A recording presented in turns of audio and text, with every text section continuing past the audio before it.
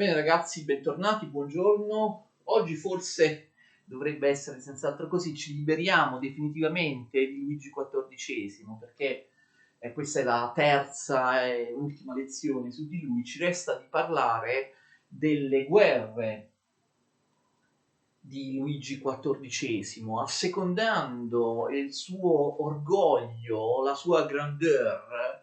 Luigi XIV provocò ben quattro guerre europee, guerre di aggressione, motivate da futili pretesti, per espandere i territori francesi verso est, verso il Belgio, cioè i Paesi Bassi spagnoli, verso l'Olanda, cioè le Province Unite, verso la Germania, d'accordo, verso altri possedimenti spagnoli come il Lussemburgo, la Franca Contea, al confine tra la Francia e la Germania.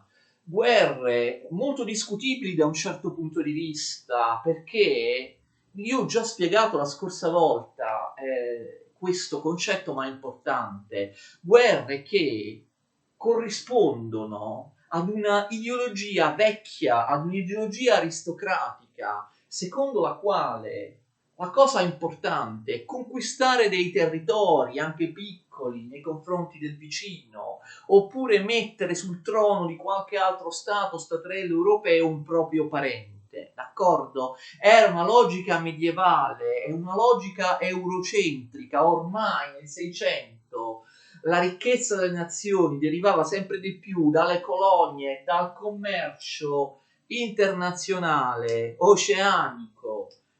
La Francia fece poco da questo punto di vista e sprecò invece un sacco di soldi in guerre tradizionali per conquistare qualche pezzettino d'Europa. Quattro guerre di espansione che mettono in allarme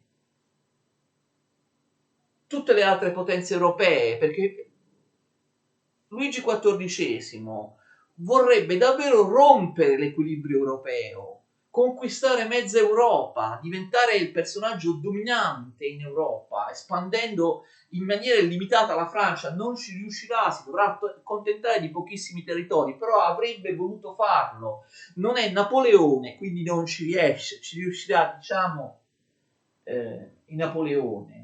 Diciamo che questo è l'unico vero tentativo, attenzione, di una potenza europea di rompere fortemente l'equilibrio tra le potenze nel 600. Nel 700 invece ci saranno molti tentativi di rompere l'equilibrio, il primo dei quali sarà sempre quello da parte della Francia di Luigi XIV, con la guerra di successione spagnola all'inizio del 700, di cui però non parliamo oggi, ne parleremo appunto nelle lezioni dedicate al 700.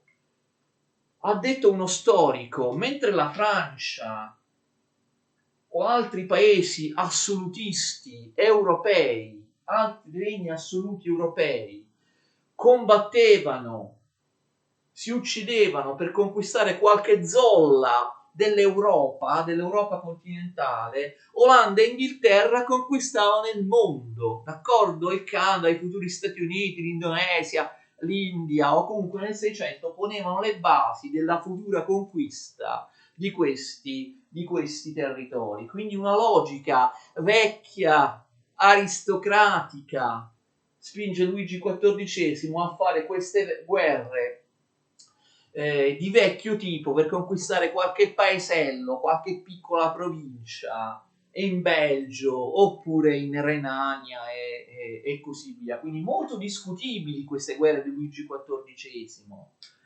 Sì, alla fine il territorio francese si espanderà, però a che prezzo? Queste guerre sono costosissime, non è bastata la guerra dei 30 anni o la guerra della Valtellina o la guerra del Monferrato, vi ricordate? Che provocarono un enorme debito pubblico in Francia. Il debito pubblico diventa una voragine con queste quattro guerre che adesso andremo a vedere, con quella di successione spagnola all'inizio del Settecento, con altre guerre del Settecento di cui saranno responsabili non Luigi XIV ma i suoi due successori. E abbiamo già detto, lo vedremo, anche parlando delle cause della rivoluzione francese, nelle lezioni dedicate alla rivoluzione francese, che una delle motivazioni della rivoluzione francese fu l'enorme debito pubblico della Francia, che costringeva a tasse molto alte, che impediva, scoraggiava le attività imprenditoriali. La prima guerra è la guerra di devoluzione. Attenzione, devoluzione. Che pretesto si inventa Luigi XIV? Abbiamo già visto in passato che Luigi XIV aveva sposato Maria Teresa d'Asburgo di Spagna, principessa spagnola, figlia del vecchio re Filippo IV e, attenzione, sorellastra del re che all'epoca era sul trono di Spagna, Carlo II, d'accordo? Attenzione, Maria Teresa sposandosi con Luigi XIV, questo l'abbiamo già detto, lo ripetiamo, lo ripeteremo anche quando parleremo della guerra di successione spagnola.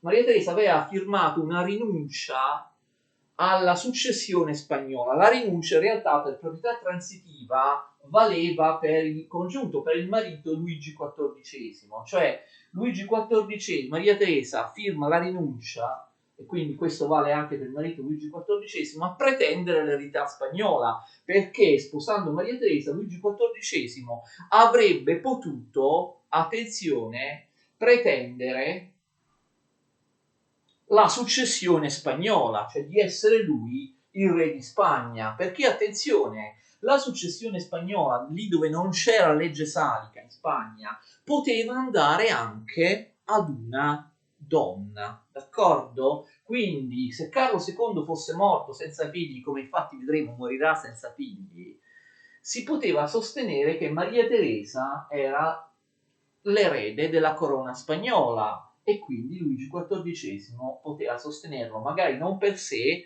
ma per i figli o i nipoti suoi e di Maria Teresa. Non so se mi sono spiegato.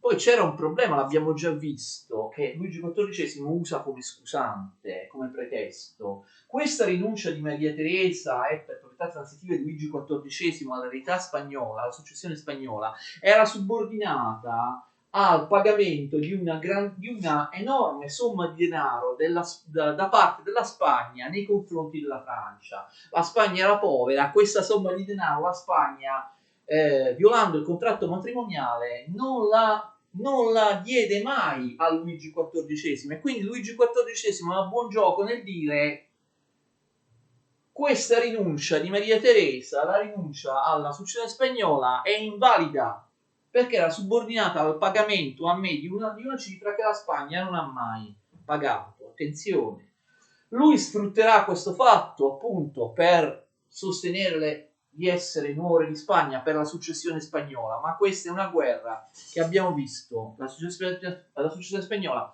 si verifica all'inizio del Settecento, la vedremo nel Settecento, però c'è già una prima guerra in cui lui fa valere questo pretesto, la guerra di devoluzione. Riguarda il Belgio, l'attuale Belgio, che all'epoca, vi ricordate, veniva chiamato Paesi Bassi Spagnoli. Anversa, Bruxelles, Gand, tutte quelle città appartenevano alla Spagna, ve lo ricordate? Allora, che succede? Vi è una norma di successione del Brabante, cioè di una delle regioni del Belgio, cioè dei Paesi Bassi spagnoli, il Brabante, che diceva che la successione doveva andare ai figli di primo letto, anche se si tratta di donne, d'accordo? E quindi Luigi XIV dice, in base a questa legge, il Brabante, cioè il Belgio, i Paesi Bassi spagnoli, sono miei, d'accordo? Perché Carlo II ha avuto la successione, ma è figlio di secondo letto del re defunto Filippo IV, mentre Maria Teresa è figlia di primo letto del re defunto Filippo IV, e quindi il Bramante dice che la successione va ai figli di primo letto, anche se donne, vuol dire, Luigi XIV dice, vuol dire che il Brabante, tutto il Belgio, tutti i Paesi Bassi spagnoli sono miei, e così scatena la guerra di devoluzione, invade sia il Belgio, appartenente alla Spagna, come ho detto, sia la Francofontea, appartenente alla Spagna. Francofontea molto più a sud, al confine tra Francia e Germania, appartenente anche questa, come ho detto, alla Spagna.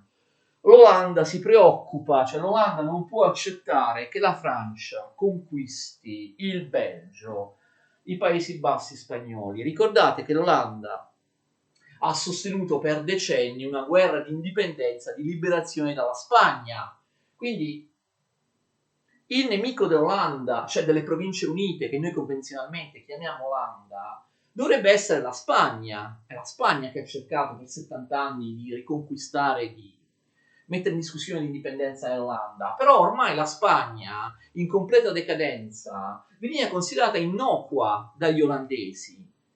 E gli olandesi preferivano avere ai loro confini appunto l'innocua e decadente Spagna, che non riusciva neanche a mantenere un esercito nei Paesi Bassi spagnoli, nel Belgio, piuttosto che la pericolosissima Francia di Luigi XIV. Quindi le Province Unite e l'Olanda si preoccupano e formano una lega antifrancese che oltre a Olanda comprende l'Inghilterra e la Svezia, quindi altre due province paesi nordici come l'Inghilterra e la Svezia, che non vedevano ovviamente di buon occhio l'espansione della Francia verso il mare del nord, perché il mare del nord per l'Inghilterra e la Svezia era molto importante per i loro commerci. Queste tre potenze riescono a bloccare la Francia, ci sono le trattative di pace, nel 1668 si arriva alla pace di Aquisgrana, finisce questa prima guerra, la Francia deve abbandonare la Franca Contea che aveva occupato, la Franca Contea non le viene assegnata, comunque la Francia conquista alcune città fiamminghe dei Paesi Bassi spagnoli, che quindi toglie alla Spagna le città di Lille e di Douai, più altre cittadine. Questa è la conclusione di questa guerra. Sapete che ancora adesso, lo sapete, che Lilla è una città in territorio francese, proprio al confine, vicino al confine con il Belgio. Ovviamente Luigi XIV non è contento di aver conquistato soltanto Lilla in Belgio e scatena un'altra guerra. Attenzione, questa volta non punta più al Belgio, cioè ai Paesi Bassi spagnoli, ma all'Olanda, cioè alle Province Unite, che sono 7, quella più grande e più importante, che è il porto di Amsterdam, si chiama Olanda, e quindi le chiamiamo le 7 Province Unite convenzionalmente Olanda. Nel 1672 si scatena la guerra d'Olanda. Con un accordo con la Spagna e con il Belgio, Paesi Bassi spagnoli, un immenso esercito francese, l'immenso esercito di Luigi XIV, attraversa senza colpo ferire il Belgio e invade con più di 100.000 uomini l'Olanda, un paese piccolo che può contrapporre all'esercito francese 100.000 uomini soltanto al massimo 30.000 uomini, ma molto molto male armati, con delle armi, diciamo, non proprio moderne. Cos'era successo? Vi ricordate che l'Olanda, ne ho parlato in una lezione precedente, l'Olanda, dopo aver ottenuto l'indipendenza dalla Spagna, eliminò la carica di Stadtholder, di capo militare, anche perché questa era detenuta dagli Orange e alcuni di loro, in particolare Maurizio d'Orange, Stadtholder vuol dire capo militare, era una repubblica l'Olanda, però alcuni di loro, in particolare Maurizio d'Orange, avevano abusato della carica di Stadtholder, di capo militare, per imporre quasi una monarchia assoluta, e quindi l'Olanda aveva eliminato il titolo di Stadtholder, ne abbiamo già parlato nella lezione precedente, era diventata un'Olanda pacifica che non spendeva più per l'esercito, che cercava di non partecipare alle guerre europee o comunque di risolvere le guerre sempre con dei compromessi, non spendere più soldi per l'esercito, per le guerre e dirigere tutte le risorse per il commercio. Da un'Olanda bellicosa e fiera si era passata a un'Olanda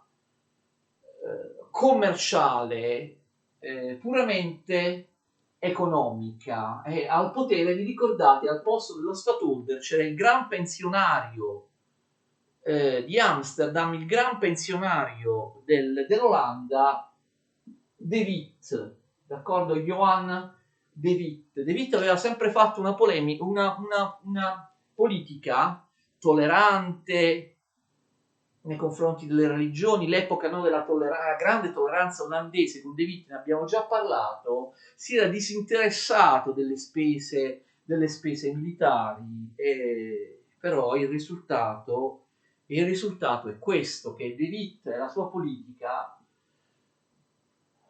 nel 1672 si trovano completamente impreparati rispetto all'invasione da parte dell'immenso esercito francese. L'Olanda è molto debole nella seconda metà del 600, ma come il professore lei ci ha detto che fine 500, inizio 600, l'Olanda è la più grande potenza europea, solca i mari, conquista l'Indonesia, il Sudafrica, è all'avanguardia anche tecnologicamente. Sì, certo, l'ho detto, ma questo vi ho detto anche che questo riguarda soltanto la prima metà del 600. L'Olanda è fortunata perché il piccolo paese si inserisce all'interno delle crisi dei grandi elefantiaci, arcaici imperi cinquecenteschi come quello di Spagna e di Polonia, si inserisce con le sue navi in un periodo in cui la Francia è distrutta dalle guerre di religione. Però intorno al 1650 si formano gli stati moderni ed efficienti come la Francia, come l'Inghilterra, come la Svezia, molto più organizzati dell'Olanda, rispetto ai quali l'Olanda non può competere, d'accordo? Quindi l'Olanda si era trasformata, sì, era una repubblica, ma era una repubblica con delle caratteristiche arcaiche, medievali. Era dominata da un patriziato oligarchico urbano, vi erano delle strutture poco moderne alla base della Repubblica olandese. All'inizio sembrava proprio una repubblica modernissima, poi nel corso dei decenni invece non si organizzò, non aveva quelle strutture verticistiche, gerarchiche ben organizzate degli stati nazionali moderni, appunto come l'Inghilterra, come la Svezia o come la Francia. E quindi De Witt viene messo sotto accusa per la sua politica pacifista, del compromesso a ogni costo, per aver disarmato l'esercito olandese. Tant'è vero che De Witt, quando scoppia la guerra, la Francia invade l'Olanda non sa come salvarsi, le province unite non sanno come salvarsi. De Witt viene addirittura ucciso in un tumulto popolare a L'Aia, la città olandese dell'Aia. Viene ricostituita la carica di Stadtholder e viene chiamato di nuovo il partito orangista a detenerla, nella persona di Guglielmo III d'Orange. Guglielmo III d'Orange, successore del leggendario Guglielmo I d'Orange, che aveva guidato la rivolta indipendentista olandese molti anni prima contro la Spagna. Guglielmo III d'Orange assume la carica di Stadtholder e dirige la guerra contro la Francia. Era giovanissimo all'epoca, aveva soltanto 23 anni. Infatti Guglielmo III d'Orange avrà un posto importantissimo nella storia, che vedremo in altri cicli di lezione, anche in avvenimenti che si situano molti decenni dopo, alcuni decenni dopo, rispetto a questa guerra. Sapete cosa fa Guglielmo III d'Orange, disperato per fermare l'esercito francese? Apre le dighe. Sì, proprio come oggi. L'Olanda, all'epoca si chiama Province Unite, strappava la terra al mare con delle dighe che erano frutto di grandi conoscenze ingegneristiche tecniche. Le dighe vengono aperte, il mare del nord invade la terra olandese e le truppe francesi per alcune settimane restano impantanate nell'acqua e nel fango. Pensate quale soluzione disperata è dovuto ricorrere Guglielmo d'Orange. Naturalmente far impantanare le truppe francesi nelle acque è soltanto un modo per perdere tempo. Nel frattempo Guglielmo d'Orange spinge vari stati d'Europa a formare la solita coalizione antifrancese come nella guerra precedente, ma questa volta la coalizione è veramente vastissima. Aiutano l'Olanda, scendono in guerra contro Luigi XIV, sia l'imperatori asburgico, sia la Spagna, sia il principato tedesco del Brandeburgo, d'accordo? Sia il principato tedesco del Brandeburgo,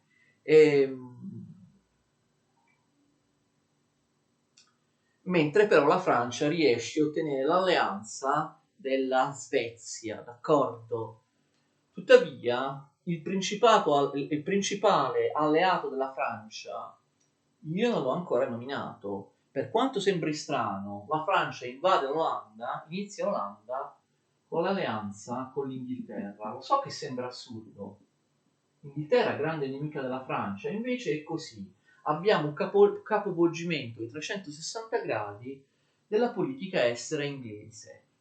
L'Inghilterra con il re Carlo II entra in guerra. Non solo, quindi Inghilterra e Francia insieme, capite il pericolo dell'Olanda? Devono affrontare Francia e Inghilterra insieme. Poi anche la Svezia. Abbiamo visto che però ci sono anche, l'Olanda si procura anche degli alleati, Brandeburgo e la Spagna, l'impero germanico, gli Asburgo d'Austria. Quindi questi sono gli schieramenti in questa guerra. Singolare che l'Inghilterra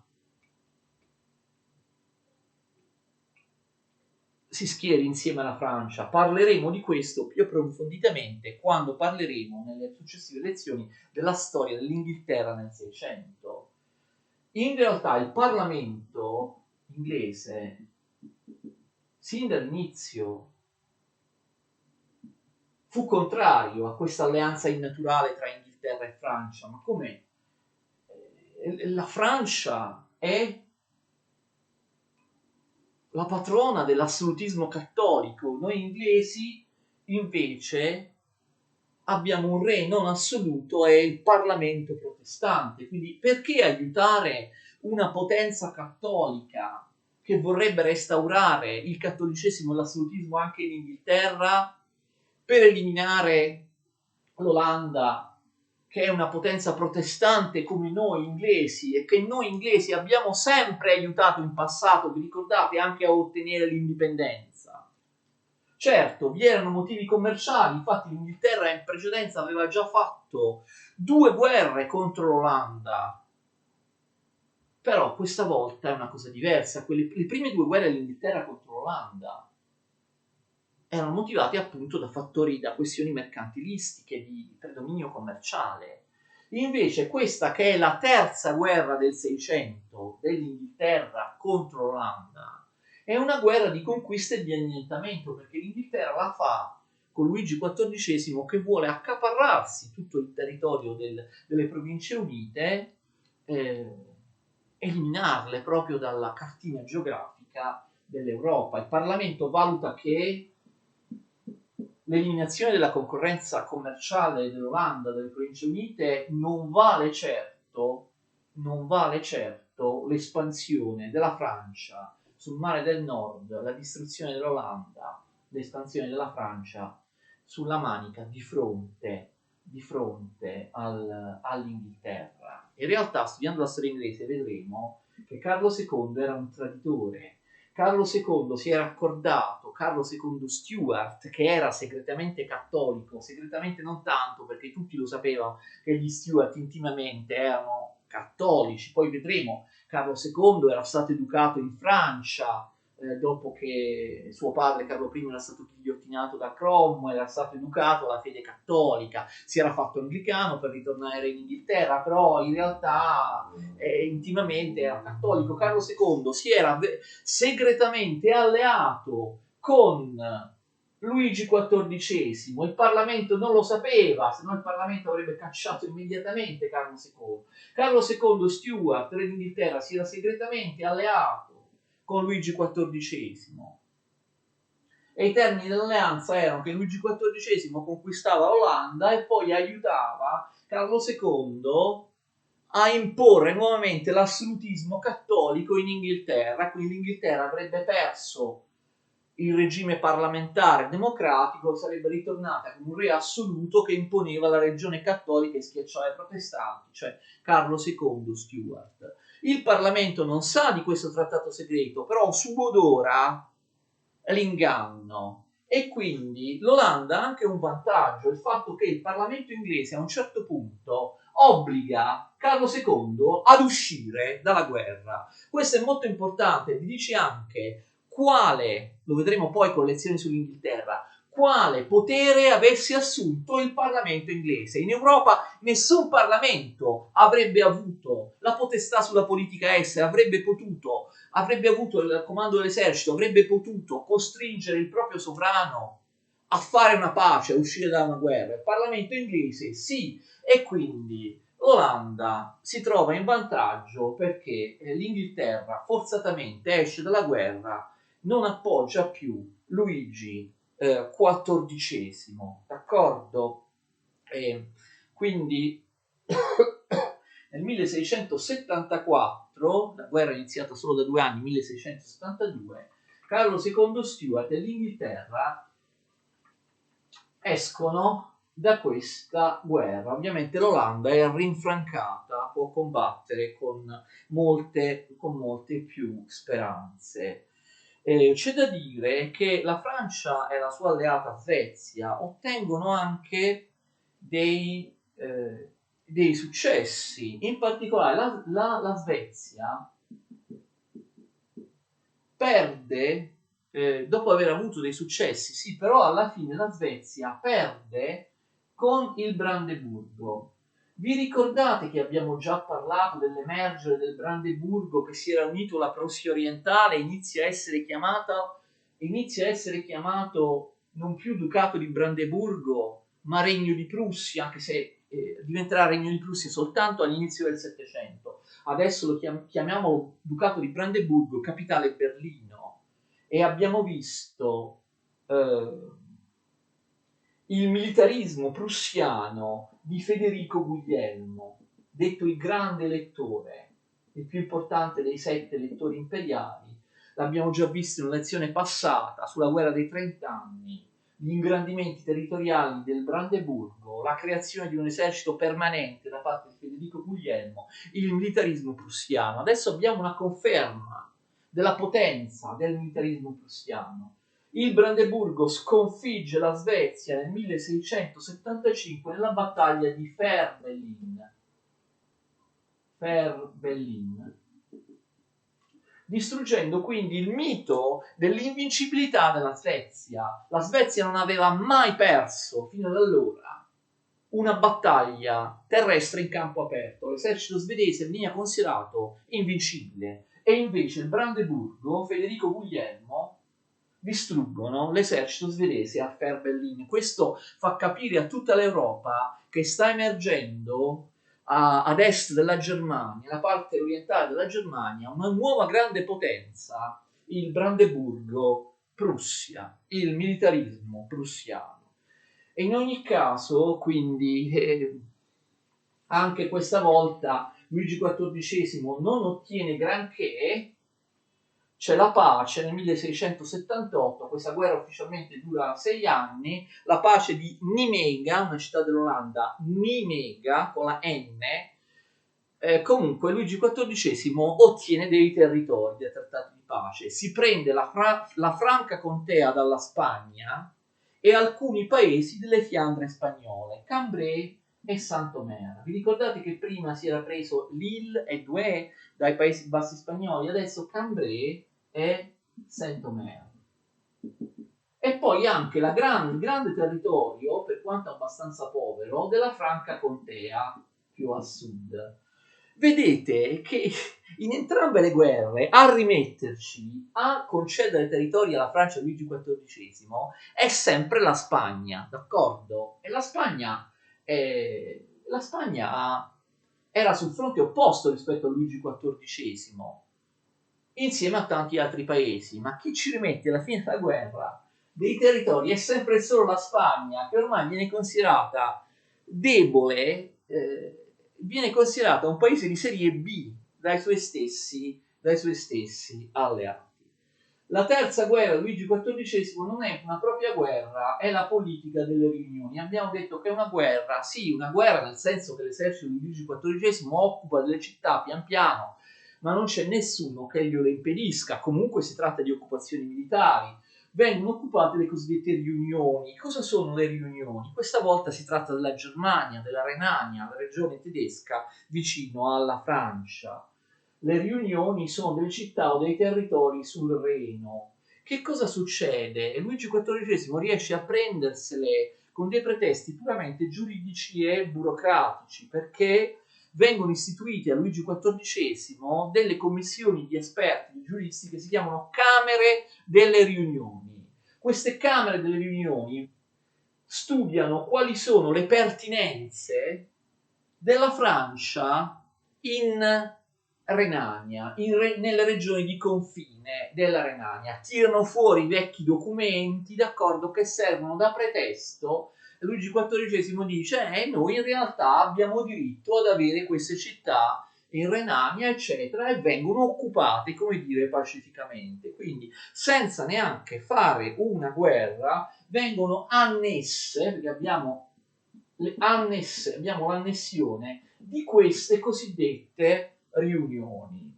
In questo modo la Francia si prende quasi tutta l'Alsazia, compresa Strasburgo, città importantissima che viene subito fortificata da Luigi XIV.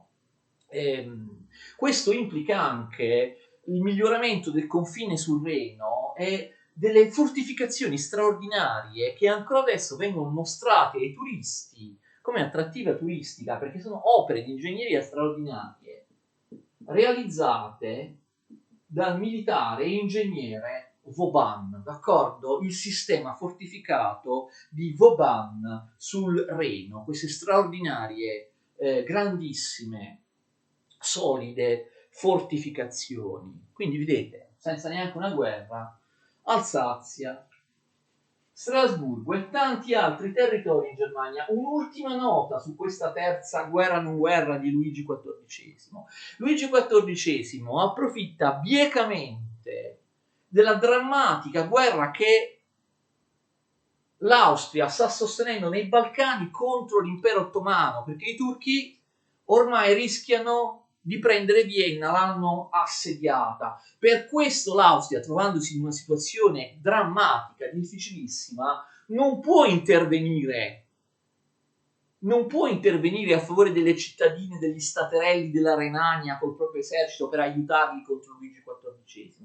Quindi la propaganda antifrancese dirà, non senza ragione, che Luigi XIV ha come alleati di fatto i turchi, l'impero ottomano, che vogliono invadere e conquistare l'Europa. Questo vale anche per l'ultima, la quarta e la successiva guerra, che è una guerra lunga, sanguinosissima, che si combatte in tutta Europa, che dura addirittura dal 1688 al 1697.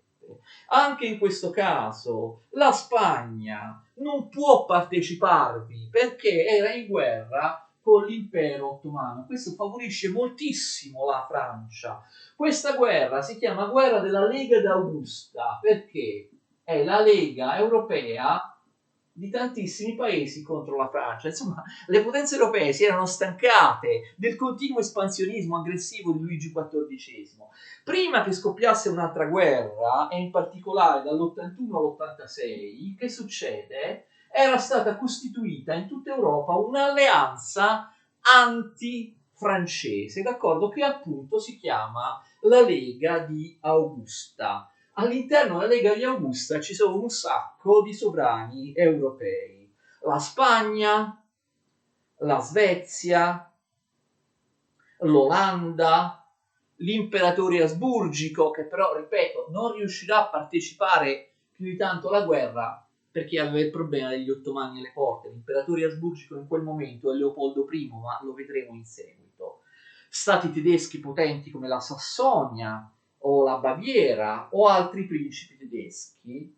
Poi, dopo l'inizio della guerra, dopo il 1688, si schierarono con la guerra, con la Lega d'Augusta e quindi contro Luigi XIV, anche l'Inghilterra, non appena fu realizzata la seconda rivoluzione inglese, l'Inghilterra di Guglielmo III d'Orange, e anche i Savoia, il Ducato di Savoia. Praticamente Luigi XIV combatte contro tutta Europa nella sua quarta e questa volta veramente inutile guerra, una guerra sanguinosissima, una guerra che vide nel momento di maggiore impegno ben 15.000 soldati delle varie parti impegnati, una cifra che non si era mai registrata nella storia d'Europa precedentemente, una guerra che comincia con l'invasione, vedete, ancora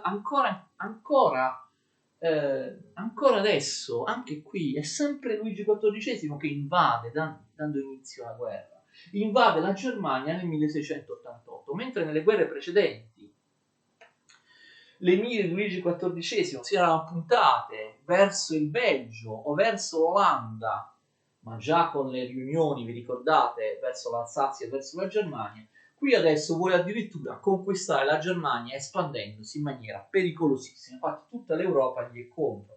La guerra è lunga, la guerra è sanguinosa, la guerra, pensate, si combatte su ben 5 fronti terrestri, oltre a essere combattuta ovviamente sul mare. Non solo i fronti che noi ci immaginiamo, no, normali, cioè il confine tra Francia e Belgio, Paesi Bassi spagnoli, oppure il confine tra Francia e Germania, oppure il confine tra Francia e Piemonte, perché la Francia invade il Ducato di Savoia che si è schierato contro di lei. Si combatte anche su due fronti, diciamo, che non ci aspetteremmo. In Catalogna, pensate che Luigi XIV e la Francia riescono. Ricordate in passato la Catalogna si era ribellata alla Castiglia, non vuole essere sottomessa alla Castiglia, riescono a far emergere nuovamente l'indipendentismo catalano di Barcellona e quindi abbiamo una nuova rivolta della Catalogna contro Madrid, contro la Spagna, contro la Castiglia, ma persino in Irlanda. Pensate, in Irlanda la flotta di Luigi XIV riporta in Irlanda il re spodestato dalla seconda rivoluzione inglese, lo vedremo parlando dell'Inghilterra nel 600, ma forse già lo sapete, no? Giacomo II, che aveva cercato di imporre, Giacomo II Stuart, segretamente cattolico come tutti gli Stuart, aveva cercato di imporre, schiacciando il Parlamento, la religione cattolica e l'assolutismo in Inghilterra. Per questo nel 1688-1689 fu cacciato, questa è la seconda rivoluzione inglese, la Glorious Unbloody Revolution, fu cacciato dal trono d'Inghilterra e divenne re d'Inghilterra Giacomo III d'Orange olandese con la sua moglie, la principessa inglese Maria Stuart, d'accordo? Ma questo lo vedremo parlando della seconda rivoluzione inglese. Quindi Giacomo II era stato cacciato dal trono d'Inghilterra dalla seconda rivoluzione inglese. Ovviamente aveva cercato protezione nella Francia tutta cattolica di Luigi XIV. Luigi XIV chiamava la Francia tout catholique, non so pronunciare bene il francese, tutta cattolica. Giacomo II viene portato in Irlanda e lui si autoproclama con una cerimonia a Dublino re d'Irlanda, di Scozia e d'Inghilterra ed è pronto ad invadere l'Inghilterra per poi riportare l'assolutismo cattolico sostenuto da Luigi XIV. Vi ricordate che già in precedenza Luigi XIV aveva fatto un trattato segreto filo-Stuart per restaurare l'assolutismo cattolico in Inghilterra con il re precedente, lo Stuart precedente, no? Carlo II, adesso Giacomo II. Quindi viene messa in pericolo, diciamo, l'Inghilterra. A un certo punto, pensate che la guerra finisce nel 1697 semplicemente perché tutti i contendenti non hanno più soldi. Non hanno più soldi per i loro eserciti, si sono dissanguati per anni del tutto inutilmente. Si fanno delle trattative di pace nel 1697 e anche questa quarta guerra seicentesca, ultima guerra di cui parliamo oggi, di Luigi XIV, termina con la pace di Ryswick. Non so se riesco a scriverla, è una città olandese, pace di Ryswick, o non so esattamente come si pronuncia in olandese, dovrebbe scriversi così, certo è un pochino complicato. Pace di Ryswick 1697. Questa guerra è stata una guerra terribilmente distruttiva, è stata una guerra di barbarie da parte dei francesi. I francesi, occupando tutto il Palatinato, hanno anche distrutto completamente la capitale del Palatinato, Heidelberg.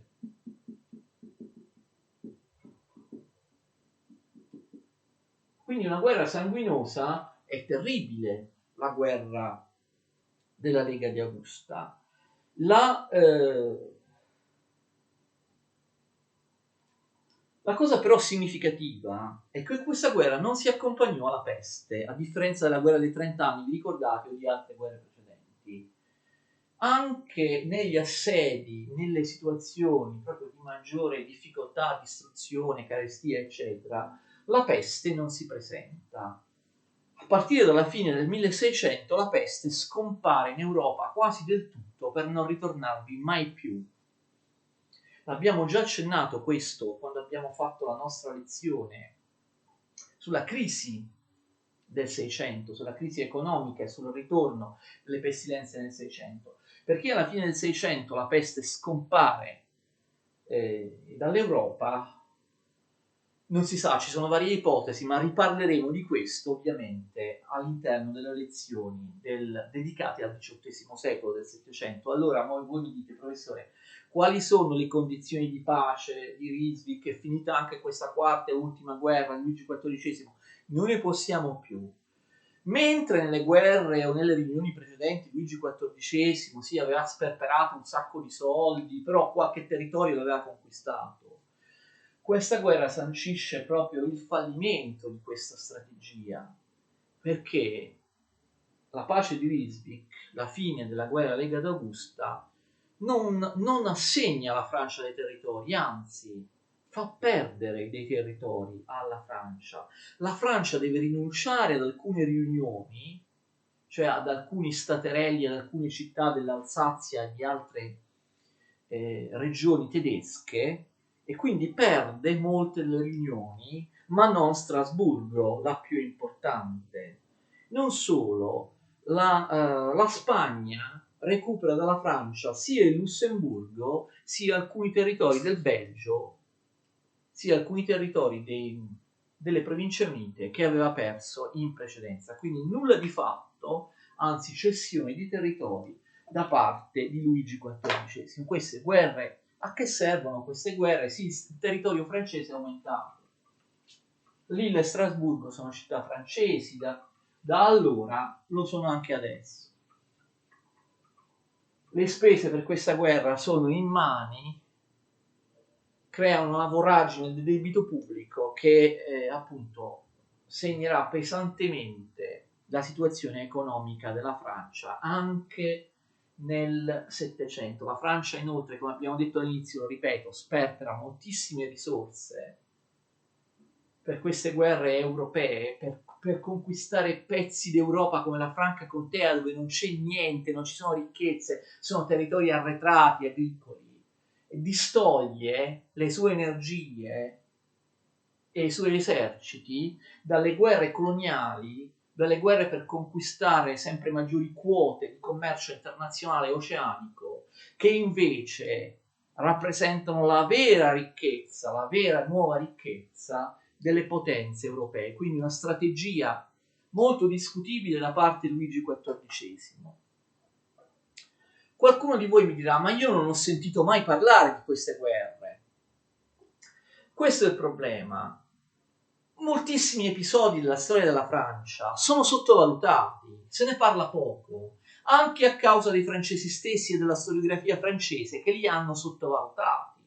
Quando si parla di Luigi XIV, si parla sempre di Colbert, delle meravigliose manifatture di seta, degli arazzi, degli specchi di Versailles, si parla di Versailles, e non si parla di tutte queste guerre incredibili che Luigi XIV ha fatto, che mettono a ferro e fuoco l'intera Europa. Perché non si parla di queste guerre? Perché spesso, anche per motivi appunto di sciovinismo, di nazionalismo, i francesi preferiscono ricordare Luigi XIV per altri aspetti e non per questi aspetti, d'accordo? E quindi anche la storiografia francese ha insomma volutamente dimenticato queste guerre. Ma anche prima, no, quando Luigi XIV no, era bambino, la Fronda, ricordate le due rivoluzioni che quasi erano riuscite a distruggere l'assolutismo in Francia, anche della Fronda si parla poco, si parla molto di più delle due rivoluzioni inglesi, no, nel 600, si parla delle rivoluzioni inglesi, ma le guerre della Francia, le rivoluzioni, le guerre civili interne della Francia, la Fronda, nello stesso periodo, nel 600, di quello si parla poco. Perché? Perché non è solo un complotto degli storici francesi, perché, ve lo dico io, perché nella storia vengono sempre sottovalutati gli eventi che non danno molti risultati, che non portano a delle modificazioni importanti. La Fronda è stato l'insieme di due vere guerre civili come quelle inglesi, ma mentre le guerre civili inglesi hanno cambiato completamente la situazione, l'assetto dell'Inghilterra, hanno dato luogo al capitalismo, alla democrazia, a delle trasformazioni epocali, invece le guerre civili francesi, la Fronda è stata schiacciata, è fallita, non ha ottenuto niente e allora non se ne parla, così come queste guerre, insomma. Che cosa ha fatto Luigi XIV? Mica come Napoleone, ha conquistato solo piccoli territori e allora non se ne parla. Cioè in Francia nel 600 succede di tutto. Rivoluzioni, guerre civili interne, guerre esterne, guerre europee di ogni tipo con Luigi XIV. Siccome poi i risultati non sono stati dei risultati epocali, anzi non è cambiato praticamente niente, allora questi eventi francesi del 600 rispetto ai contemporanei eventi inglesi del 600 vengono pressoché per lo più dimenticati. Io invece vi ho parlato estesamente anche di queste vicende della Francia del 600. Buon pomeriggio e alla prossima.